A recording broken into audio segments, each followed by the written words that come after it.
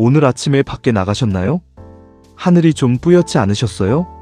저도 오늘 아침에 나가다가 오늘 또 미세먼지 심하네 싶었거든요. 그냥 지나치기 쉬운데요. 사실 그 뿌연 공기 속에 지금 이 순간도 우리 몸속으로 뭔가가 들어오고 있어요. 오늘은 그 이야기를 해드리려고요. 어렵지 않아요. 천천히 같이 얘기해봐요. 미세먼지 많이 들어보셨죠? 그런데 이게 우리 몸속에서 정확히 어떤 일을 하는지 아시는 분은 생각보다 많지 않으세요. 미세먼지에는 두 종류가 있어요. 하나는 그냥 미세먼지, 그리고 하나는 초미세먼지예요. 이 초미세먼지가 문제인데요. 우리 머리카락 한 올 있잖아요. 그 굵기의 30분의 1 크기예요. 눈에는 절대 안 보여요. 우리 코랑 기관지는요, 어느 정도 크기의 먼지는 걸러줘요. 코털도 있고 점막도 있고 나름 필터 역할을 해주거든요. 그런데 초미세먼지는요, 그 필터를 그냥 통과해버려요. 마치 촘촘한 체에 모래는 걸러지는데 밀가루는 그냥 빠져나가는 것처럼요. 그래서 이 초미세먼지가 어디까지 들어가냐면요, 폐 제일 깊숙한 곳까지 들어갑니다. 폐포라고 하는 아주 작은 공기주머니, 거기까지 도달해요. 폐포가 어떤 곳이냐면요, 혈액이 산소를 받아가는 곳이에요. 거기까지 오염 물질이 들어간다니까 좀 소름 돋지 않으세요? 그럼 거기 들어가면 어떻게 되냐고요? 3단계로 일어나요. 같이 보실게요. 첫 번째는요, 몸속에 불이 납니다. 이물질이 들어오면 우리 몸에 면역세포들이 달려들어요. 적이 왔다, 공격 하는 거죠. 이때 활성산소라는 게 잔뜩 만들어져요. 활성산소가 뭐냐면요, 쉽게 말해 몸속의 녹이에요. 쇠가 공기 중에 놓아두면 녹슬잖아요. 그것처럼 세포를 녹슬게 만드는 거예요. 이게 쌓이면 폐에 만성 염증이 생기기 시작해요. 하루 이틀은 티가 안 나요. 근데 몇 달, 몇 년이 지나면서 조용히 서서히 폐가 손상되는 거예요. 본인도 모르는 사이에요. 두 번째는요, 폐가 딱딱해져요. 폐는 원래 풍선처럼 늘어났다 줄어들어야 해요. 근데 염증이 반복되면 그 탄성을 잃어버려요. 숨을 들이쉴 때마다 예전보다 힘이 더 들어가는 거죠. 이때 특히 힘드신 분들이 있어요. 천식 있으신 분들, 그리고 COPD라고 하는 만성폐 질환 있으신 분들이요. COPD는 어려운 말인데요. 쉽게 말하면요, 숨쉬는 통로가 서서히 좁아지는 병이에요. 처음엔 계단 오를 때 좀 힘든 것 같고 나중엔 평지 걷는 것도 버거워져요.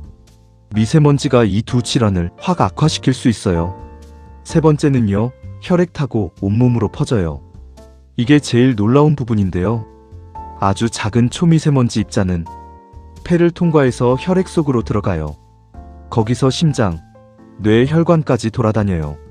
그래서 미세먼지 심한 날에는 심근경색이나 뇌졸중 위험도 같이 올라간다는 연구들이 있어요.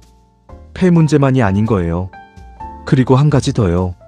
세계보건기구 WHO에서 초미세먼지를 일군 발암물질로 분류해놨어요. 담배 연기랑 같은 등급이에요. 무섭죠? 근데 너무 겁먹지 마세요. 이제 어떻게 하면 되는지 같이 알아볼 거니까요. 잠깐 여기서 하나만 여쭤볼게요. 혹시 이런 분들 주변에 계세요? 천식이 있거나 숨쉬기 힘드신 분, 아니면 담배를 오래 피우셨던 분?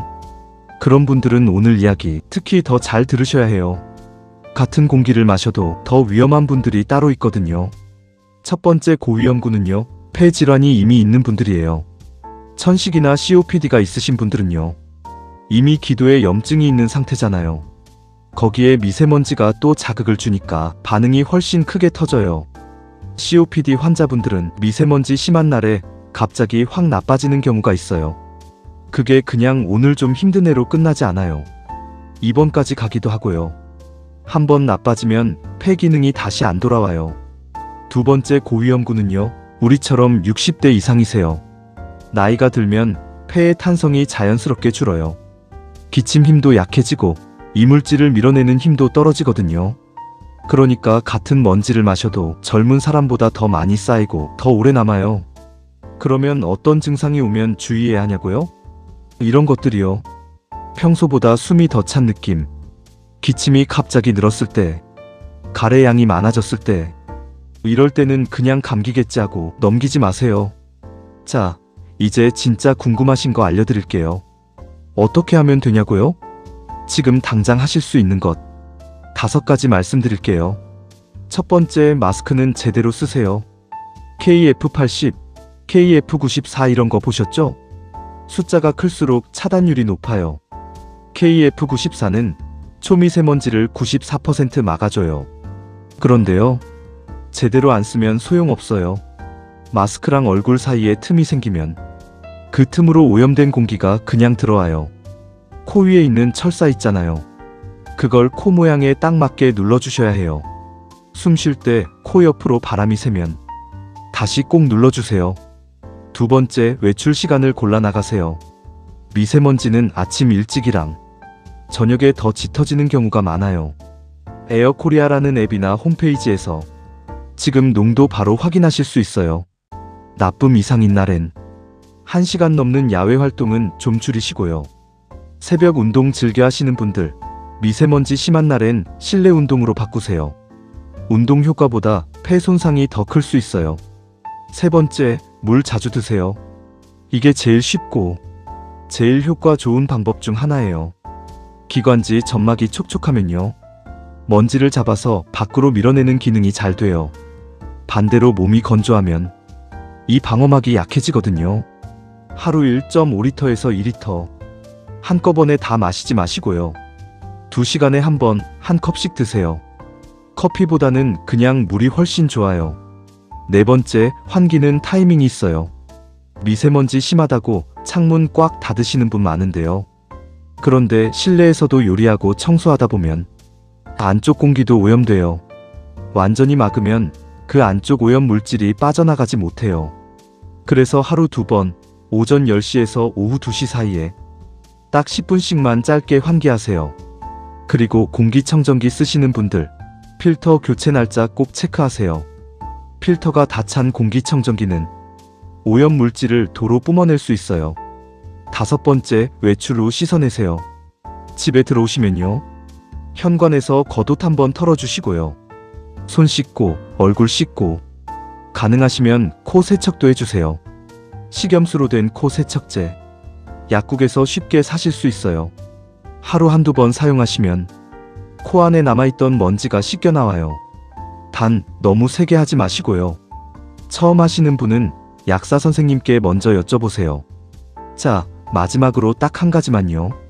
절대 하지 마셔야 할 것 하나 있어요. 미세먼지 심한 날 몸이 좀 안 좋아도 에이, 좀 걸으면 낫겠지 하고 야외 운동 강행하는 거예요. 운동할 때는 숨을 평소보다 3배에서 5배 더 들이쉬어요. 그만큼 더 많은 먼지를 더 깊이 빨아들이는 거예요. 미세먼지 나쁜 날엔 실내 운동으로요. 그리고 이런 증상이 있으시면 병원 꼭 가세요.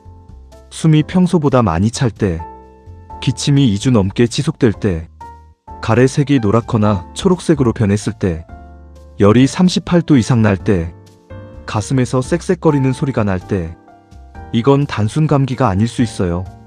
꼭 진료 받아보세요. 오늘 이야기 어떠셨어요? 사실 미세먼지 무서운 거 알면서도 어쩌겠어, 그냥 사는 거지 하셨던 분들 많으실 것 같아요. 저도 그랬거든요. 그런데 오늘 알려드린 5가지 다 어렵지 않잖아요. 물 한 컵 더 마시고 마스크 코 부분 한 번 더 눌러주고 그것만 해도 달라질 수 있어요. 도움이 되셨다면 구독과 좋아요 눌러주세요. 오늘도 건강한 하루 되세요. 감사합니다.